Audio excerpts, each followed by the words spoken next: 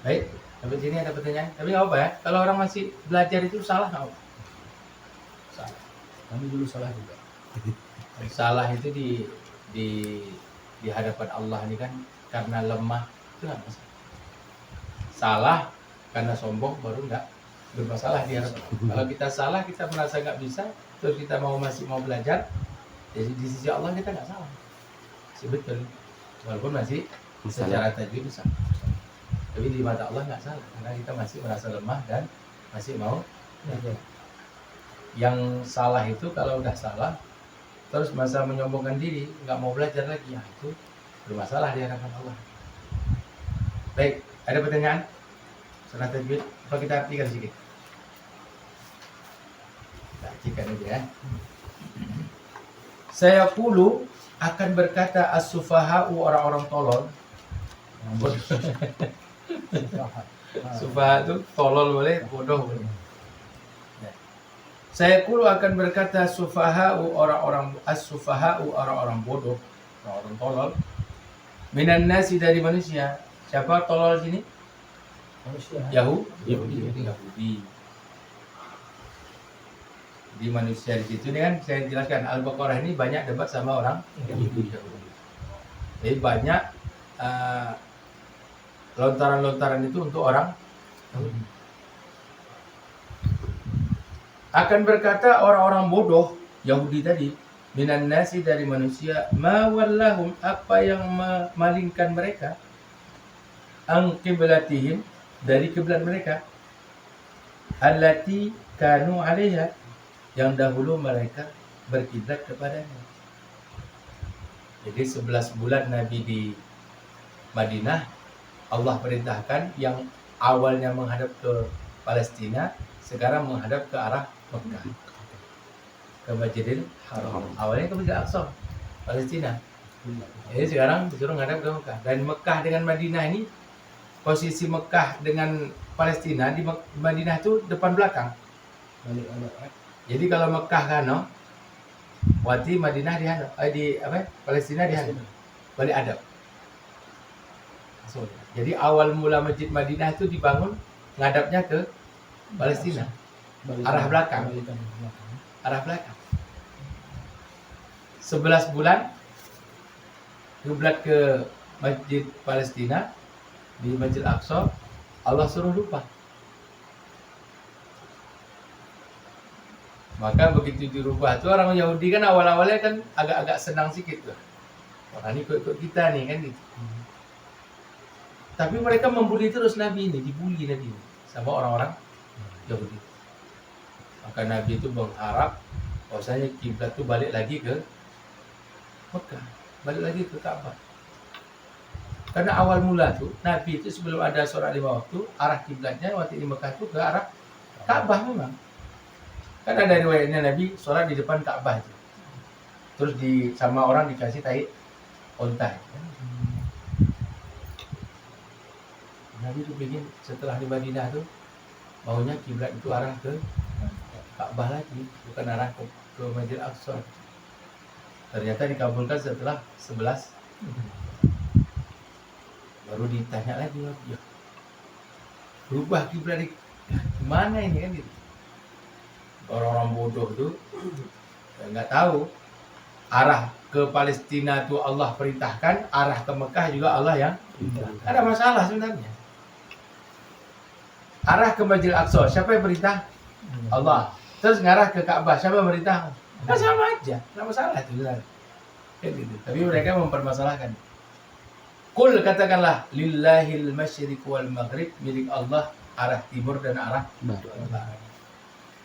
Ya, timur barat punya Allah ya, terserah Allah lah, mau dirubah mau enggak ya.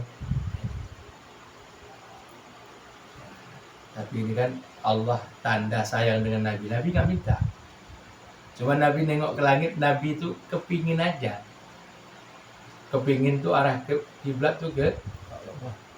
Belum lagi Nabi doa udah dikabulkan apa keinginan Nabi. Maka nanti dikatakan tuh, pada nara taqalluba wajhika fis sama.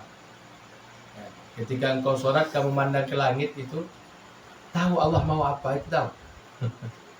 Masya Allah. Saking sayangnya Allah dengan Nabi. Kadang-kadang hamba-hamba Allah kalau dah dia beramal itu Allah tahu kehendak hati dia. Belum lagi dia doa, Allah kasih. Itu tanda sayangnya Allah kepada seorang hamba. Tapi waktu dikasih itu, nikmat Allah tuh semakin besar ketakwaannya kepada Allah. Itu tanda itu nikmat yang betul. Tapi kalau dia dikasih oleh Allah tuh keinginan-keinginan, tapi kok malah tidak bertakwa kepada Allah, berarti itu istijrat, penjerumusan. Yahdi, dia yang memberikan petunjuk, may yasha, siapa yang dia kehendaki, ila siratul mustaqim, kepada jalan yang lurus.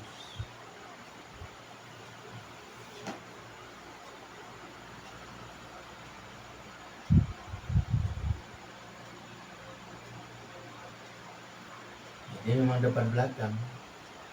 Jadi Masjidil Haram sana, Masjidil Aqsa kiblat memang bertolak belakang. Jadi Masjid Nabawi itu awal kiblatnya ya ke belakang sana. Tapi karena Masjid Nabi ini mudah dirombak ya kan, cuma tanah disusun batang-batang kurma, itu aja udah. Sangat-sangat sederhana Masjid Nabi itu.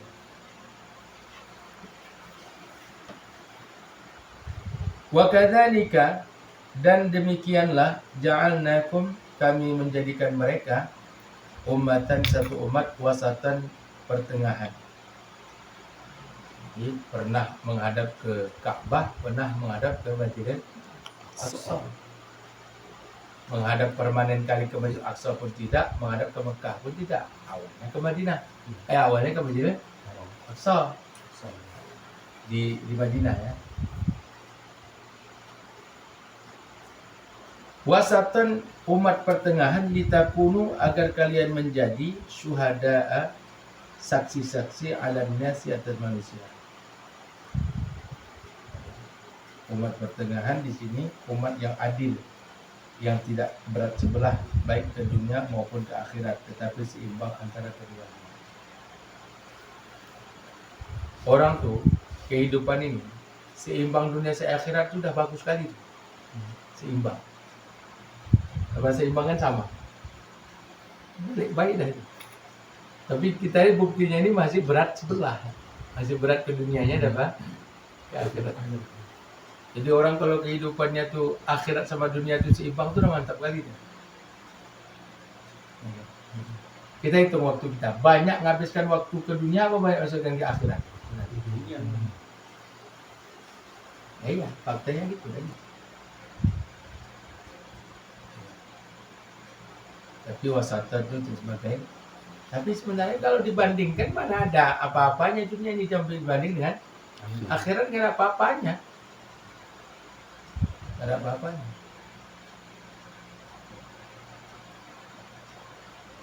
Dan umat Nabi Muhammad ini nanti jadi saksi di akhirat. Ketika Nabi Nuh itu diingkari oleh umatnya, mereka berdakwah terus, kita jadi saksinya. Betulkah Nabi Nuh itu berdakwah kepada kaumnya? Benar. Kita juga benar nanti. Nabi Nuh itu dakwah itu 950 tahun. Dari mana kalian tahu? Dari Al-Qur'an.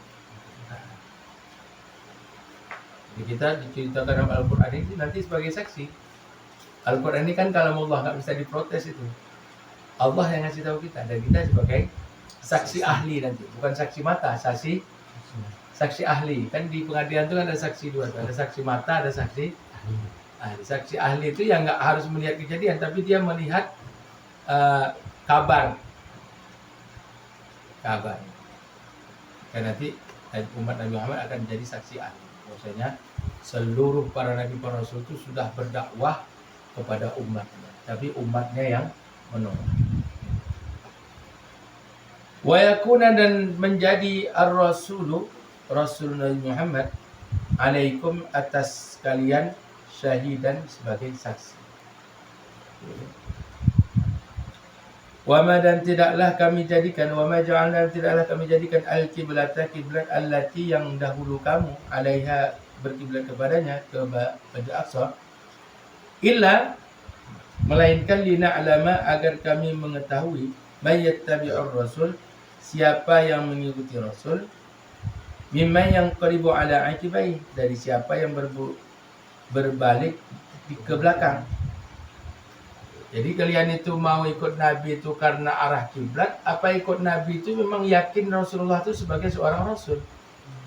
Waktu diuji seperti ini, Yahudi banyak berpaling, banyak murtad waktu itu. Yahudi separuh-separuh agama Islam itu, begitu dipalingkan arah kiblat itu banyak yang murtad. Orang-orang Yahudi itu banyak yang murtad. Seolah-olah nggak setuju dengan apa di kiblat pindah-pindah ini. Tapi mendapatkan mereka itu sebagai orang bodoh. Yang punya timur barat Allah suka hati. Ya terserah Allah kan. Saya kira suka hati. Terserah Allah kan gitu. Itu sebagai ujian. Kadang-kadang kita ini kadang-kadang dalam kehidupan kita gitu. Apalagi kita di daerah-daerah yang sudah kuat organisasinya. Seperti di belahan Jawa itu ada NU Muhammadiyah.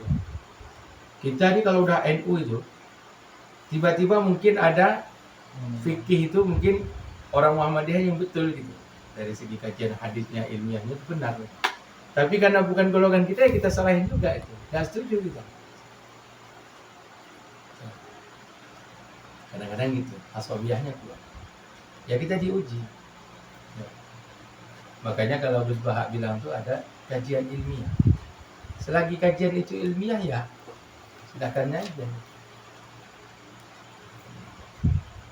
Jadi kita itu, Masya Allah, mengikuti agama itu karena nafsu apa? Karena betul-betul kita takut kepada Allah atau taat kepada Rasulullah. Kalau kita betul-betul ati Allah wa ati Rasul, karena taat kepada Allah dan Rasulnya, apapun ya kita ikuti. Walaupun mungkin bertentangan dengan adat kita. Wa in kanat, dan jika adanya ia, lakabiratan, sangat berat, illa 'alal ladzina hadallah, kecuali orang-orang yang Allah beri petunjuk, yang dapat hidayah. Berat itu. Berat.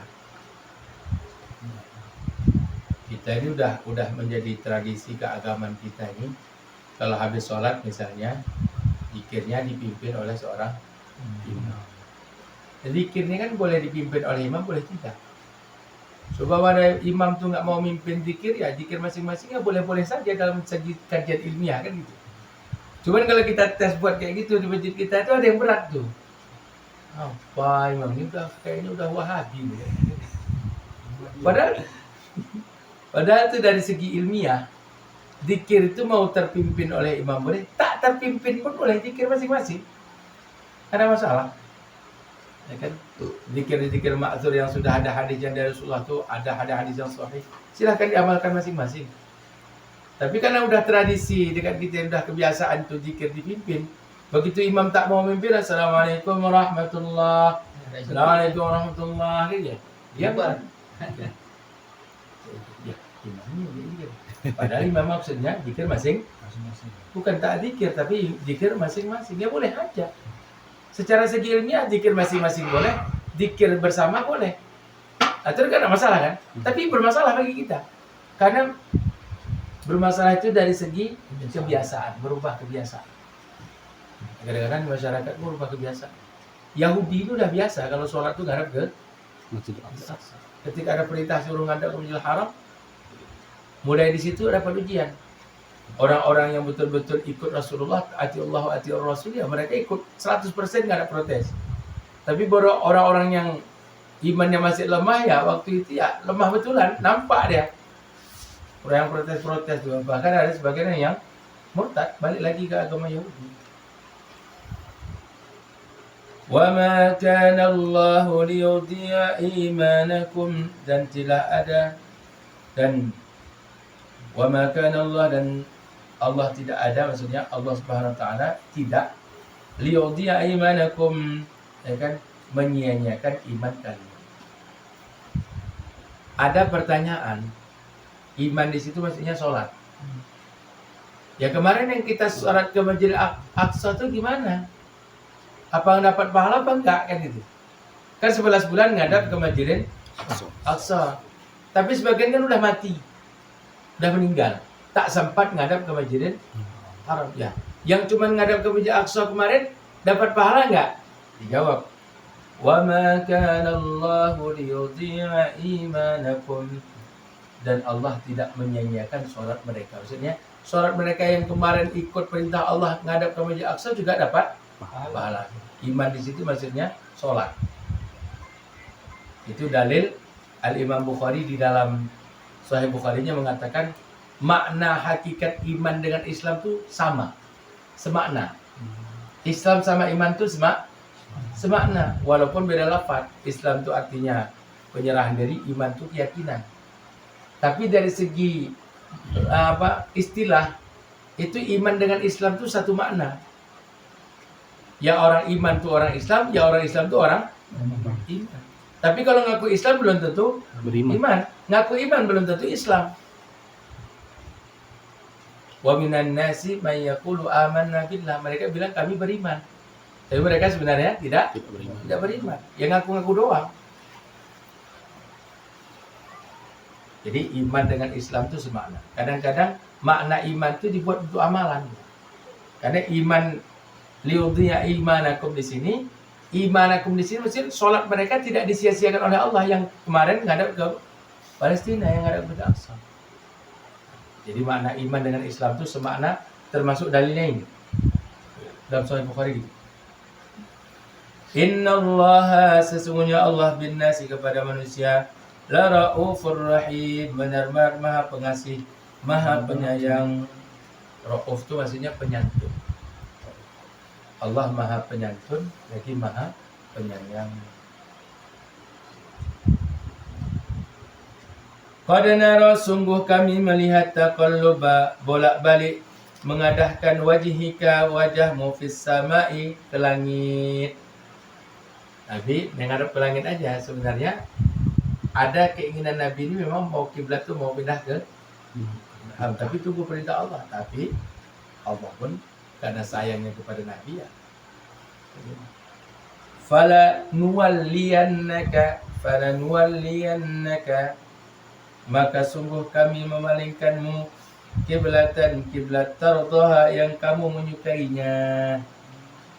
Secara hati ya Nabi suka kiblatnya ke Ka'bah. Maka Allah ini Masya Allah, makhluk yang paling dicintai oleh Allah juga baginda Rasulullah SAW, paling dicintai. Ya seluruh para nabi dicintai oleh, tapi yang paling dicintai adalah Nabi Muhammad. Fawalli wajhaka syatral masjidil haram, maka palingkanlah wajahmu syatra, ke arah Masjidil Haram. Nah, ini masalah kiblat kayak gini kan. Jadi kalau mazhab Syafi'i ainul kiblah. Kalau mazhab-mazhab yang lain jihatul. Yang paling ringan dalam masalah kiblat itu Hanafi. Jadi kiblat misalnya ke sana. Ke sana arah kiblat. Tapi mazhab Hanafi ini dibuat segitiga. Pandangan mata manusia kan, mata kita ini dia menyempit di sini tapi melebar ke depan. Jadi segitiga di mata kita. Dah. Kiblat itu gitu juga. Jadi kiblat nasi yang lempang ke sana, belok sikit ke sana boleh, belok sikit ke sana, sikit aja dia. Macam senter soalnya. Lah, Senter. macam senter. Jadi kiblat kan ke sana nih, lempang misalnya kan gitu. Arah sana. Tapi agak ke sana sikit boleh, agak ke sana sikit boleh. Dalam mazhab paling ringan. Sampai dalam kitab I'anatul Talibin itu ada ibarat dalam kitab Fathul Mu'in itu, ada ulama dalam mazhab Syafi'i berfatwa begini. Orang sholat dengan cara mazhab Syafi'i, tapi kiblatnya ikut mazhab Hanafi, sah nggak sholatnya? Maka dijawab sah. Orang kiblat mazhab Hanafi, tapi sholatnya pakai cara sah nggak sholatnya? Maka sah. Itulah kita betul ini. Jadi ada kelonggaran. Maka saya kalau beda-beda sikit, kiblat tuh dirubah-rubah nggak usah. Habis-habiskan duit, bongkar. bongkar masjid. Dan kita ini kan jauh ya. Kita ini 6.000 kilometer ke sana. 6.400 kilometer dari Indonesia arah ke Saudi. Jauh betul itu. Sehingga jauh ini cukup dzon. Dalam kiblat itu cukup dzon. Bukan yakin. Arah kiblat itu cukup dzon. Dzon itu artinya ya kan, ketika sudah berusaha kita semampu kita udah nggak harus yakin. Dzon cukup. Kalau jauh, kalau dekat baru harus yakin. Kalau jauh cukup dengan dzon. Maka Syatrul Masjidil Haram itu kalau dalam tafsir itu maksudnya jihatul kiblat. Wa haitsuma kuntum fawallu wujuhakum syatrah, dan dimanapun kuntum kalian berada, fawallu maka palingkanlah wujuhakum wajah kalian syatrah ke arah Masjidil Haram.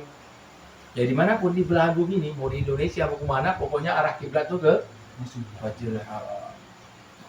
Wa innal ladzina utul kitab, dan sesungguhnya orang-orang yang mereka diberi kitab, la ya'lamuna, mereka sungguh mengetahui, annahul haqqu, bahwasanya yang benar itu min rabbihim, dari Tuhan mereka. Sebenarnya orang Yahudi tahu yang betul itu yang Masjidil Haram. Karena pertama kali ya kan yang bangun Masjidil Haram itu Nabi Ibrahim. Terus arah sholat memang ke Masjidil Haram. Mereka tahu itu. Masjid Aqsa itu yang bangun siapa? Pernah dengar nggak? Nggak pernah nih saya jelaskan. Nabi Sulaiman. Nabi Sulaiman. Jadi yang membangun Masjid Aqsa itu Nabi Sulaiman. Yang bangun Masjidil Haram Nabi Ibrahim. Dari fisik bangunan ya. Walaupun Ka'bah itu gundukan tanah itu udah ada di sana itu waktu zaman Nabi Adam katanya. Tapi yang membangun Ka'bah pertama kali dengan bangunan peta itu ya Nabi Ibrahim. Dan jarak Nabi Ibrahim dengan Nabi Sulaiman jauh. Adam, Idris, Nuh, Hud, Saleh, Ibrahim, Lut, Ismail, Ishak, Yakub, Yusuf, Ayub, Su'aib. Terus jauh kayak Nabi Sulaiman. Ya kan? Saleh, Ibrahim, dan Lut, Ismail, Ishak, Yakub, Yusuf, Ayub, dan Su'aib. Musa, Harun, Zulkifli, Daud, Sulaiman. 12. Jaraknya juga. Awal-awal dulu ya orang ngadap nama sholat ke Masjidil Haram. Dan orang Yahudi tahu itu, sejarah itu tahu. Wa mallahu bighafilin, dan tidaklah Allah SWT la ya'amma ya'malun, dari apa yang mereka kerjakan. Allah kan tahu. Kalau mereka taat ya Allah kasih balasan. Kalau nggak taat ya nanti juga ada balasan di akhirat. Yang nggak taat itu apa dibiarin aja? Enggak, di dunia ini mungkin dibiarin nampaknya, tapi di akhirat nanti nggak akan lolos. Mau kemana di akhirat itu? Walain ataital ladzina utul kitab, dan sesungguhnya jika kamu mendatangkan alladzina utul kitab, orang-orang yang diberi kitab, bikulli ayatin, dengan semua keterangan, ma tabi'u qiblatak, tidaklah mereka mengikuti kiblatmu. Yang udah keras kepala, keras hati, kok kasih dalil pun tak mau mereka. Otak udah keras, hati udah keras melebihi batu. Yang orang-orang Yahudi yang model batat-batat tuh dikasih dalil apapun yang nggak ikut. Wa ma anta bitabi'in qiblatahum, dan tidaklah kamu mengikuti kiblat mereka. Wa ma ba'duhum bitabi'in qiblata ba'd, dan tidaklah sebagian mereka mengikuti kiblat sebagian yang lain. Pokoknya masing-masing. Udah, masing-masing. Masing-masing. Walain ittaba'ta ahwa'ahum, Dan sesungguhnya jika kamu mengikuti keinginan-keinginan mereka, min ba'di ma ja'aka minal ilm, setelah apa yang datang kepadamu dari ilmu, innaka idzal laminadh zalimin, sungguh kamu yang demikian itu benar-benar termasuk orang yang zalim. Mustahil Nabi itu mustahil berbuat zalim, mustahil. Enggak akan pernah Nabi itu mengikuti orang Yahudi. Masya Allah. Dah, ada pertanyaan? Bang, Masya Allah. Syariat dia kadang-kadang ujian tadi. Ya, baik. Apa tadi? Ya, ini Ustaz, istijrat tadi Ustaz. Istijraj. Istijrat. Ya. Penjerumusan. Kalau misalnya meminta saat kesusahan apa termasuk itu ya Ustaz? Jadi kadang kan mintanya waktu susah aja Ustaz. Waktu senangnya kadang lupa gitu. Doa sama Allah. Iya, doa gitu Ustaz. Ya Allah, kasih tahu sifat-sifat orang buruk dalam Al-Quran ini. Allah mengibaratkan seperti orang di tengah laut. Pas ada gelombang, ya kan? Takut sama Allah, ya Allah selamatkan kami ya Allah. Udah sampai pantai, na'udzubillah, maksiat. Gak taat lagi pada Allah. Ya kebanyakan sifat manusia kayak gitu. Lagi susahnya, ya kan? Lagi susahnya, masya Allah, harapannya dengan Allah. Pas lagi senang, ya, sifat manusia yang tercela termasuk tercela itu di sisi Allah. Maka kita ini jadilah orang alladzina hammaduna fis sarai wa dharra. Orang yang takut pada Allah baik keadaan senang maupun susah. Alhamdulillah, orang selalu memuji-muji Allah. Dan keadaan senang maupun susah. Ingat Allah. Kalau kita dapat kesusahannya kita sabar. Kalau kita senang ya kita syukur. Dan waktu kita syukur kita memuji Allah, waktu kita sabar juga memuji Allah. Orang seperti ini kita lebih masuk surga tanpa hisab.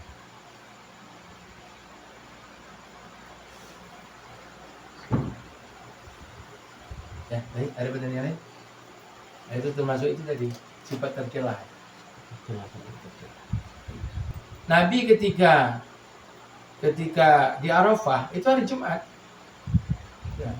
dengan 124.000 para sahabat.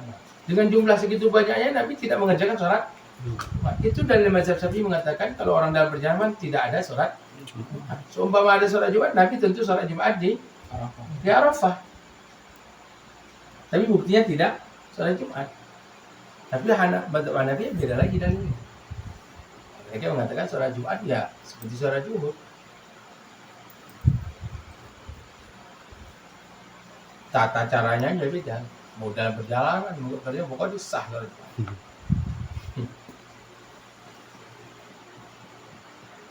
Imam Romli itu pernah fatwa beliau itu, selagi masih ada ulama yang berfatwa, boleh orang mengambil dari salah satu ulama dari aimah.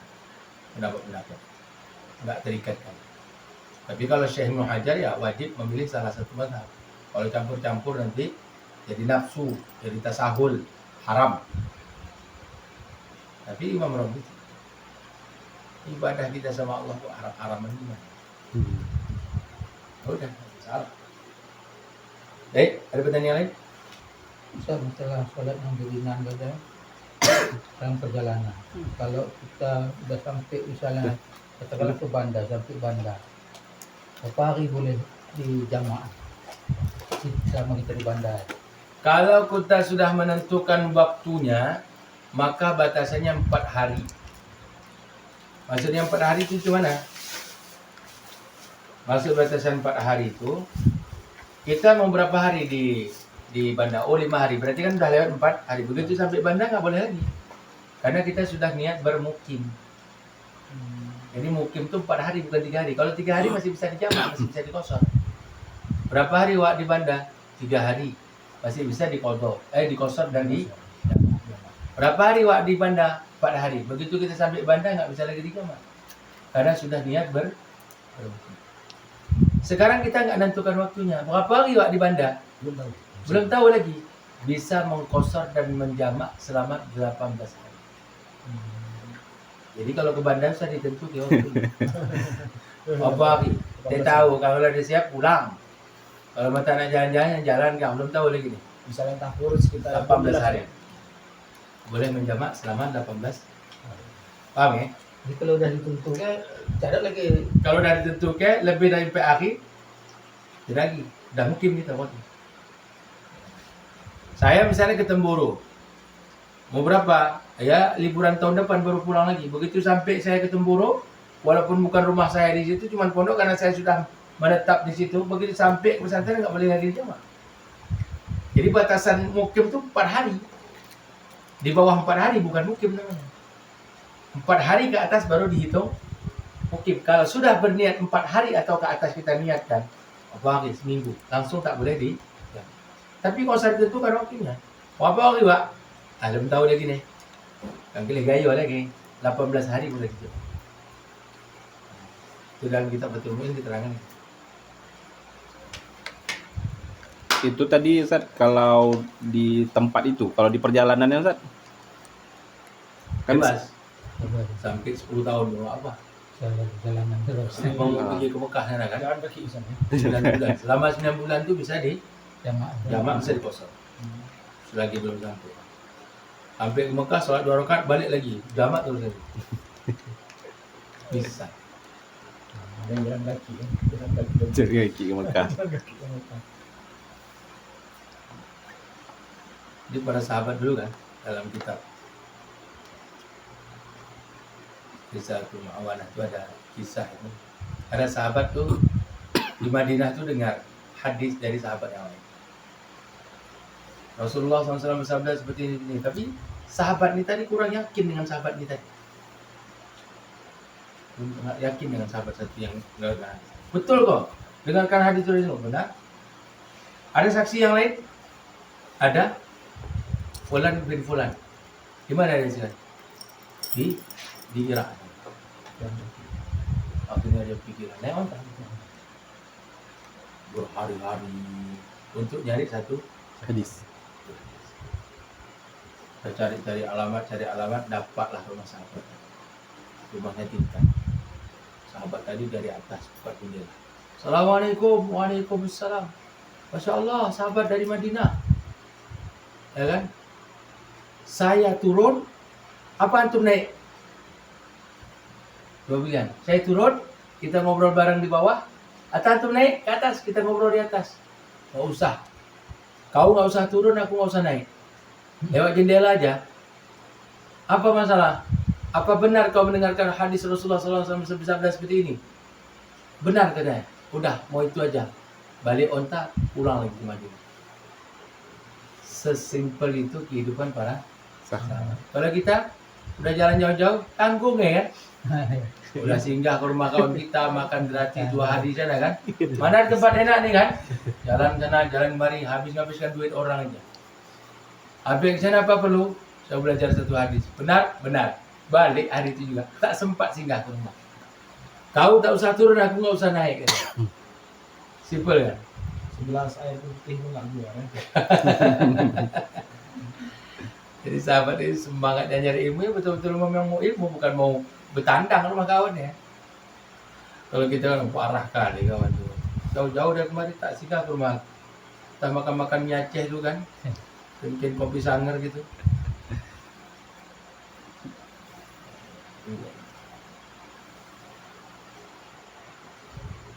Jadi selagi dalam perjalanan ya, boleh membesar, boleh menjam.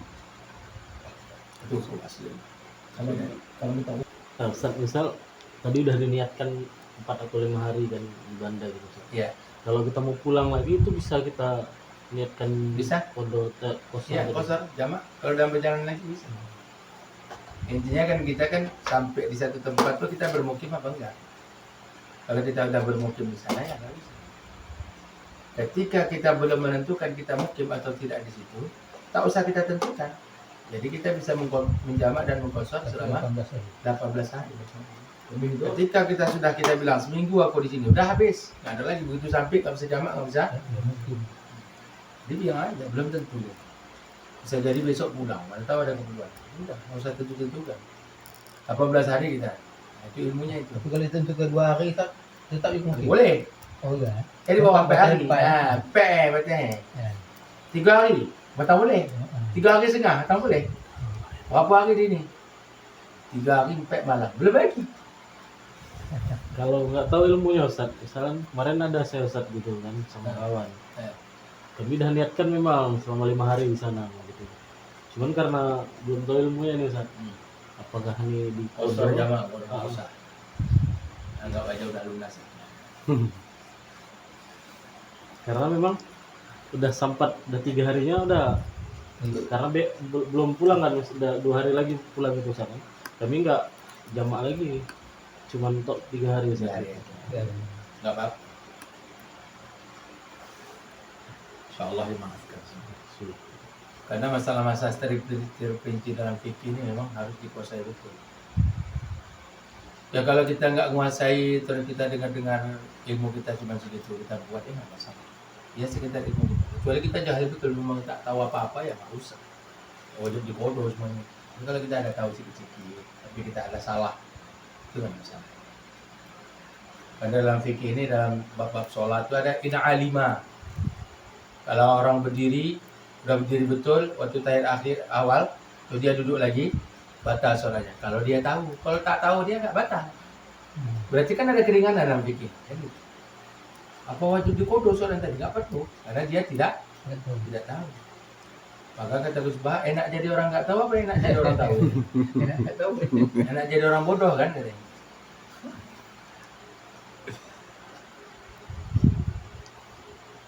Itu yang di dalam lapasnya belum disebut mukim ya? Karena lebih dari 4 hari ada yang seumur hidup. Ya, kan? Yang tinggal di dalam lapasnya belum disebut mukim. Mukim, tapi bukan mustautin. Oh, kamu mustautin. Ya, jadi mukim udah mustautin. Kalau mustautinnya penduduk asli. Kalau mukiminnya uang pendatang, dia cari rencana selama-lama aja ya. Kalau ada perlu aja. Misalnya ada orang kontrak. Oke, macam dekat rumah Sak Mustafa itu lagi bangun kan. Berapa target orang bangun setahun? Berarti orang tuh tinggal sini bukan mustautin tapi mukimin. Saya mondok di Temburu misalnya. Emang niat kalau udah tamat pulang ya kan? Saya di sana itu bukan mustautin tapi mukimin. Jadi mukimin dengan mustautin bedanya di situ. Kalau mustautin itu penduduk asli, memang anak istri kita tinggal di situ dah. Tapi kalau sekarang yang dinamakan orang mustautin itu orang kampung situ gitu.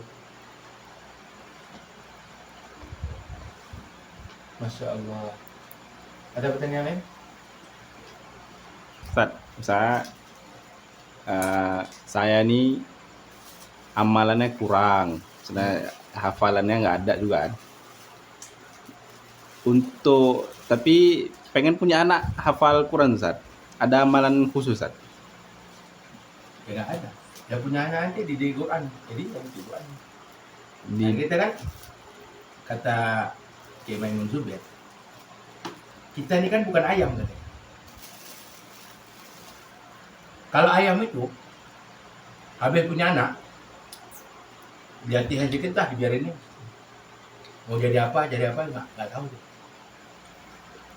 Kalau kita punya anak mau kita jadikan apa tuh kita. Oh dia menjadi Yahudi. itu dari segi agama ya, ya kan? Dari segi agama. Dari segi pendidikan juga gitu. Oh dia mau jadikan profesor nih, sekolahkan sampai ke luar negeri orang. Anak kita juga gitu, mau jadi kita hafiz Quran. Ya dari kecil begitu dia bisa ngomong ya kan, ya kita kasih ke guru. Mulai dia tahsin Quran dulu, udah bagus bacaan Qurannya, hafalan Quran, sampai jadi hafiz. Begitu. Walaupun kita tirakat bagaimanapun, kalau anak kita nggak kita didik Quran ya jadi hantu juga ada ujung-ujungnya kan. Jadi pendidikan. Tarbiyah Ustaz. Pendidikan. Terus mempermudahnya bagaimana mempermudahnya? Wah.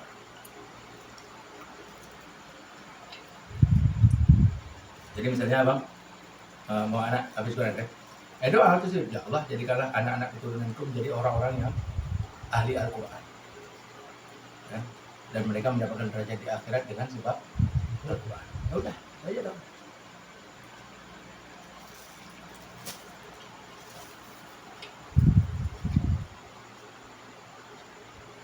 anak kita cita-citakan jadi ulama. Tapi kita sekolahkan di sekolah pertanian, nyambung nggak? Kita buat tirakat nih, anak menjadi ulama. Tapi kita kuliahkan di sekolah pertanian, ya kan? Nggak nyambung.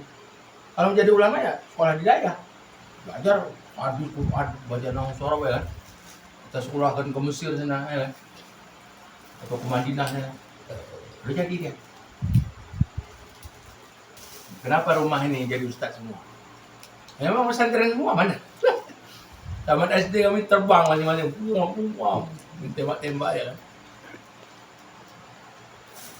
Ustaz, berarti kalau misalnya mau jadi apa, anak kita pengen habis Quran itu mulai dari usia berapa sih untuk kemana?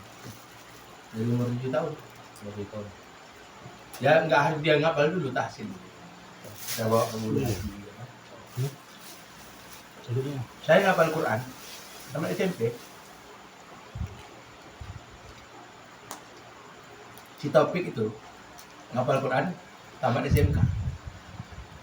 Taufik tamat SMK. Taufik yang jadi guru di seorang ini. Itu dapat ke SMK 2 itu. Abang kelas kalian. Sudah. Yang jadi imam Masjid Al-Furqan sekarang. Coba tengok nanti maghrib dia. Maghrib yang jadi imam. Furqan Simpang. Nah, tapi orang Alor Baung, nah. Tanpre. Itu abang kelas kalian. Begitu tamat SMK 2, mondok dekat Ustaz Saroni. Kebetulan saya jadi ustaz yang situ. Nah, habis itu Temboro dia, 8 tahun di Temboro sana. Dia jadi atuk-atuk baru pulang, baru nikah malam. Tapi ya mukanya ya macam anak tamat SMA juga. Senior kamu tuh. Dia tamat SMK, mondok 3 tahun dekat Satoroni, 8 tahun di Temboro. Jadi berapa? 11 tahun mondok. Tamat SMA. Ya karena pendidikan Al-Quran ya jadi habis Quran. Tengok pendidikannya. Nah, kalau untuk pengaruh dari ayahnya gitu, Ustaz. Nggak harus. Imam Ghazali, Imam Bukhari itu ayahnya tukang ngeraut anak panah. Bikin busur anak panah, Itu panah. Bukan lah. Tapi emaknya mendidik Imam Bukhari itu pendidikan yang hadis. Nggak jadi ahli. Jadi kita nih sebab-musababnya yang kita ini. Ya kita ikhtiarnya doa yang paling penting tuh, doa. Ikhtiar gaibnya. Kalau tirakat-tirakat yang lain nggak usah dibuat. Istilahnya nggak efek kali, nggak ngefek.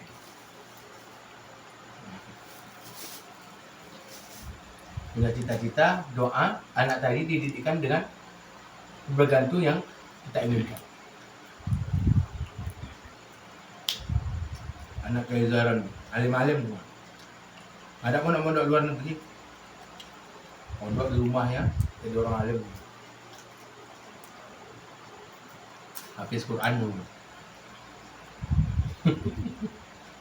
Ya tentu, ya untuk menjadikan anak soleh itu kalau Abdul Samad, mamanya harus soleh dalam mendidik dia. Ya mamanya nggak harus hafiz Quran, tapi kalau didikannya tadi harus tegas, mak harus tegas untuk mendidik anak terus tegas. Misalnya dia pulang sekolah ngaji, habis pulang sekolah dia malas ngaji, nggak bisa, yang dibiarkan. Ngaji kok, gitu dia. Mak ngajar di situ. Ayah yang soleh belum tentu anak soleh. Tapi kalau mak yang soleh pasti anak. Kuncinya di mak. Walaupun ada orang buat pengalaman waktu hamil anak itu dikasih rekaman, karena anak di dalam perut juga dia rohnya itu mendengar. Rohnya mendengar. Sehingga dia begitu lahir itu udah nggak asing lagi dengan Al-Quran itu. Dirubah setel Quran. Anak itu kan sifatnya rekam. Apa yang dia dengar dia rekam tuh. Quran yang dengar dia rekam Quran.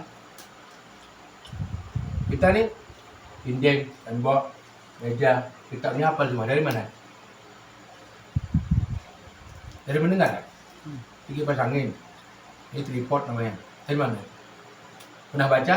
Apa dengar? Sikap apa? Sifat rekaman anak itu lebih kuat. Maka dia kalau kita cerita Al-Quran ya rekaman Al-Quran, setel di rumah.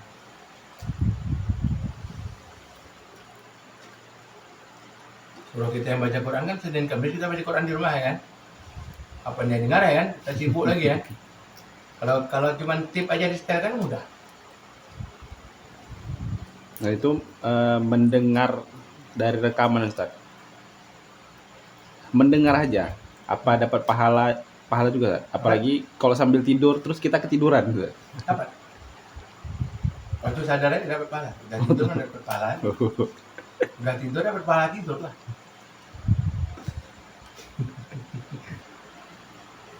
Orang yang mengamalkan sunnah ketika rusaknya zaman itu seperti memegang bara api. Seperti memegang bara.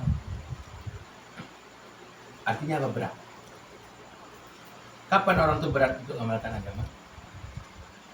Ketika tidak ada suasana amal agama. Jadi orang itu ringan dan beratnya bergantung suasana. Sekarang kita ini kan pakai peci semua kan. Ya kan? Ada nggak pakai peci malu nggak? Malu. Agak risih. Tapi orang nggak pakai peci semua, kita pakai peci sendiri. Gimana rasanya? Ya agak aneh kita.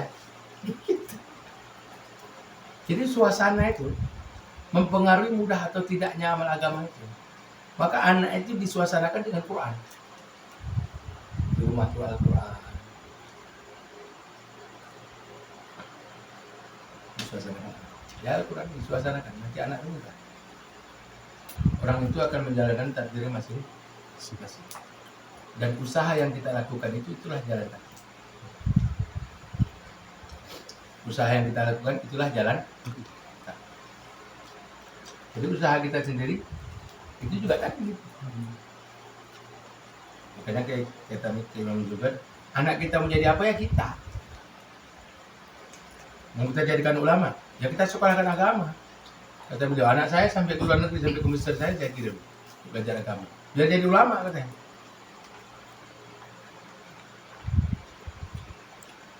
Dan kita pasrah dengan keputusasaan kita. Bicara SMP anak, udahlah menjadi apa kok terserah ya. Kita serahkan anak. Jadi tukang parkir simpang. Kalau kayak gitu. Kalau terserah dia mau jadi apa. Pengen aja tukang parkir lah. Jadi ho 100.000 ya enggak.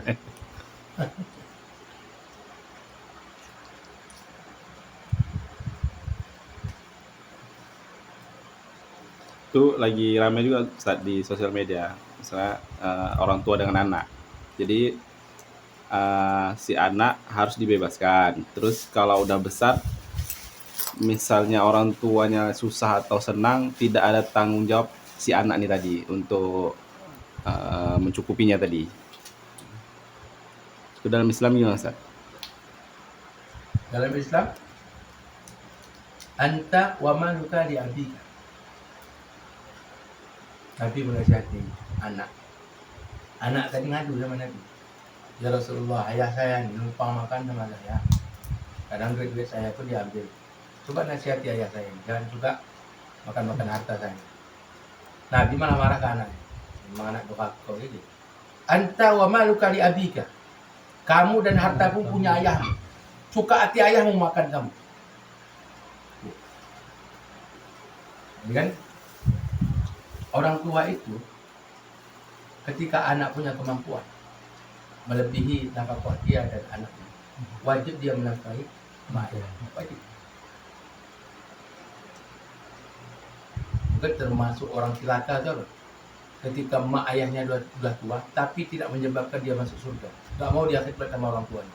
Itulah ciri-ciri orang masuk neraka itu. Nabi sambil ketika hadis bulan Ramadan itu kan, amin, ini kata Nabi ini. Amin yang terakhir itu, ya kan, celaka bagi orang yang menjumpai kedua ibu bapaknya sudah tua atau salah satu keduanya, tapi tidak menyebabkan mereka masuk surga. Celaka orang yang tidak mau khidmat kepada orang tuanya. Bagaimana kalau orang tuanya Ayah, durhaka? Misalnya waktu bayi mungkin dibuang, buang tong sampah. terus sudah besar Terus? temu lagi. Terus, Itu apakah harus berbakti juga, Ustaz? ayah. Wabil walidaini ihsana. Mau dibuang di tong sampah dia, tetap wabil walidaini ihsana. Itu adalah ketetapan hukum Allah. Yang masalah dosa jadi kan dosa ayahnya, bukan dosa dia. Yang berdosa buang dia ke tong sampah, dosa dia apa dosa ayahnya? Dosa orang tua. Itu dosa ayahnya. Terus sebab itu, sebab ayah berdosa itu dia nggak menafkahi, nggak berbuat baik kepada ibu bapaknya. Ya nggak gitu.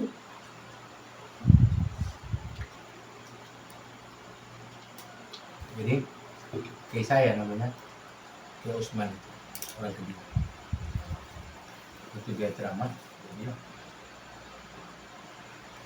nanti kalau emak mau pinjam duit sama kamu, yang kau kasih.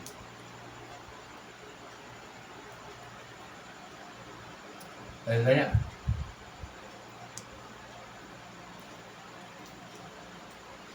ada tanya nggak? Kalau mama kamu pinjam duit sama kamu, yang kau kasih. Kami yang kasih ya terus Kata dia, untuk mama. jangan kau kasih utang. Jangan sudah. Tapi kau kasihkan dompetmu ke dia. Nih mak, duit aku nih duit mama juga. Suka hati mama mau ngambil juga. Jadi itu dia. Dan mak pun diutang, mak ada utang sama aku. Nah, itu anak bodoh namanya. Anak yang berbakti, jika maknya pinjam duit, berarti mak kan butuh. Ya. Jangan kau kasih duit, Di dompet. kau kasihkan dompetnya atau kunci lemari di mana kau simpan duit, kau kasihkan kunci lemari ya. Itu duit dalam lemari. Ambil aja mama suka berapa. Itu baru anak.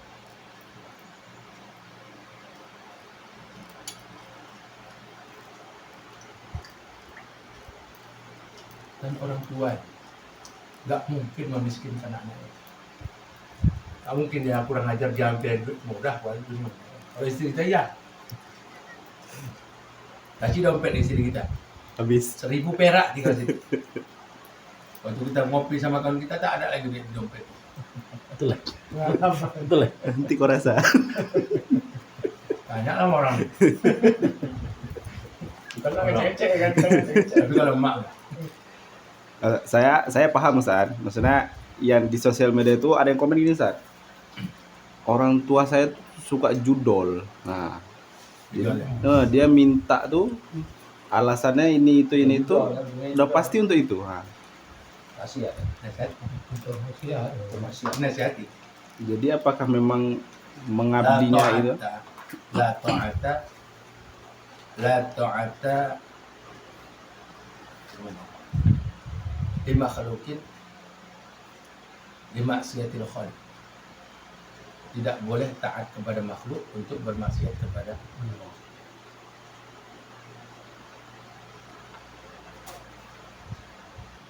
Ayah tadi apa butuhnya? Nah, ada beras di rumah ya, belikan beras. Nggak ada pampers, belikan pampers. Dan kasih duit kan. Jangan dikasihkan duit untuk judi online tadi atau untuk nyapu. Ya orang otak sabu tuh sangat pandai berbahasa wajah. Saya berapa kali nangani anak-anak. Oh depan kita nangis-nangis sedih-sedih. Sawit awak di ninja mari. Kurang ajar.